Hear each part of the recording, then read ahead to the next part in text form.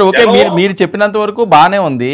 కానీ పవన్ కళ్యాణ్ని తరిమి తరిమి కొడతా, లేకపోతే నా ముద్రగడ పద్మనాభరెడ్డి అని పేరు మార్చుకుంటానని మీ కాపు పెద్ద ఉద్యమ నాయకులు డైరెక్ట్గా మాట్లాడడం, ఆయన మీద వాళ్ళ అమ్మాయి గారు మాట్లాడడం, ఒకసారి ఆ బయటలు మీకు వినిపిస్తాను చూడండి సార్. ఎందుకంటే ఆయన ఒక అనరాని మాట అన్నారంటూ పెద్ద ఎత్తున ట్రోల్ అవుతున్నది.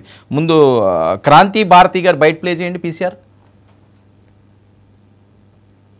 బార్లపూడి ముద్రగడ పద్మనాభం గారు అమ్మాయిని పిఠాపురంలో పవన్ కళ్యాణ్ గారిని ఓడించడానికి వైసీపీ నాయకులు ఎన్ని చేయాలో అని చేస్తున్నారు. ముఖ్యంగా నిన్న మా నాన్నగారు ఒక బాధాకరమైన ఛాలెంజ్ చేశారు. పవన్ కళ్యాణ్ గారిని ఓడించి పిఠాపురం నుండి తరిమేయకపోతే ఆయన పేరు ముద్రగడ పద్మనాభం రెడ్డిగా మార్చుకుంటారట. ఈ కాన్సెప్ట్ ఏంటో నాకు అసలు అర్థం కాలేదు. ఆయన ప్రకటన ముద్రగడ అభిమానులకు సైతం నచ్చలేదు. వంగా గీత గారిని గెలిపించడానికి కష్టపడవచ్చు, కానీ పవన్ కళ్యాణ్ గారిని మరియు ఆయన అభిమానుల్ని కించపరిచేలా కామెంట్స్ ఉండకూడదు. మా నాన్నగారిని కేవలం పవన్ కళ్యాణ్ గారిని తిట్టడం కోసమే జగన్మోహన్ రెడ్డి గారు వాడుతున్నారు. ఈ ఎన్నికల తర్వాత ఆయనను ఎటు కాకుండా వదిలేయడం పక్కా. ఈ విషయంలో నేను మా నాన్నగారిని పూర్తిగా వ్యతిరేకిస్తున్నాను. నేను పవన్ కళ్యాణ్ గారి గెలుపు కోసం నా వంతు కృషి నేను చేస్తాను. నేను క్రాంతి బార్లపూడి ముద్రగడ పద్మనాభం గారు అమ్మాయిని. ఇదండి వాళ్ళ అమ్మాయి క్రాంతి భారతి గారు మాట్లాడిన అంశం.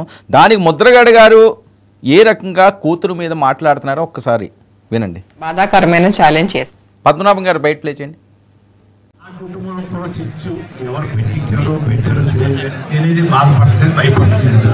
నిన్న రోజున జగన్మోహన్ రెడ్డి గారు నన్ను వాడుకుని వదిలేస్తారు, మేము పవన్ గారి పార్టీ జనసేన పార్టీ అని చెప్పేసి నా కూతురు చేత చిన్న వీడియో రిలీజ్ చేశారండి.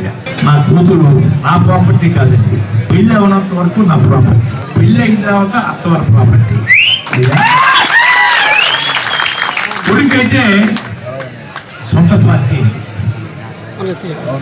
తండ్రి ఆధ్వర్యంలో కొడుకు తప్పు చేస్తే తండ్రికి చెడ్డ, కానీ నా కూతురి చేత పెళ్ళైన అమ్మాయి వాళ్ళ ప్రాపర్టీ చేత నా మీద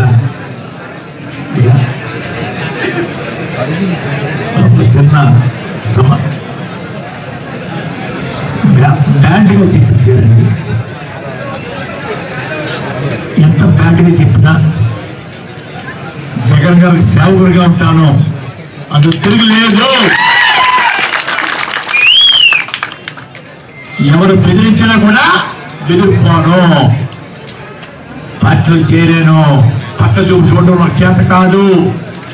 కూతురు చేత, ఈగుడి చేత, ఈగుడు కుటుంబం చేత తిట్టించిన కూడా లెక్క చేయను. నా కుటుంబంలో కూడా చిచ్చు ఎవరు పెట్టించారో పెట్టారో తెలియదు. నేనేది బాధపడలేదు, భయపడలేదు.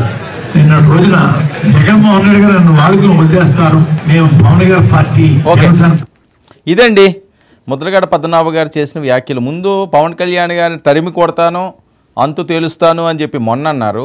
సరే, వాళ్ళ కూతురు ఆవిడ సౌమ్యంగానే చెప్పారు, ఇది మంచిది కాదు, వంగా గీత గారు మీరు సపోర్ట్ చేసుకోండి అంటే. కూతురు ప్రాపర్టీ అట, కూతురు గురించి ఆయన ప్రస్తావించింది ప్రాపర్టీ. మరి ఇది చాలా రేరుగా వినే పదం. కన్న కూతురు ప్రాపర్టీ ఎలా అయ్యింది అన్నది పెద్ద ఎత్తున ట్రోల్ అవుతున్న అంశం. దీని మీద మీ కామెంట్స్ ఏంటి రాము గారు? మనం అన్న పదం ప్రాపర్టీ అని అంటే అమ్మాయి పెళ్లి చేసి అత్తగారికి పంపించాను కదా, ఇంకేదన్నా ఉంటే ఆ అమ్మాయి వాళ్ళ భర్త, వాళ్ళ అత్తమామలు, వాళ్ళ కుటుంబం, వాళ్ళ తరపున అమ్మాయి ఏమో మాట్లాడుకుంటూ అది నాకు సంబంధం లేదు. నా కొడుకులు ఎవరు మాట్లాడితే అదే అప్పుడు నా బాధ్యత అవుతుంది అని చెప్పిన మాట అన్నాడు. మాటలో తప్పలేదు. కానీ జగన్మోహన్ రెడ్డి గారికి సేవకుడుగా ఉంటానన్నారు చూసారా, అది కొంచెం బాధేస్తుంది. ఈయన జగన్మోహన్ రెడ్డి, రాజశేఖర్ రెడ్డి వీళ్ళందరూ కాంటెంపరీ. రాజశేఖర్ రెడ్డి కంటే సీనియర్.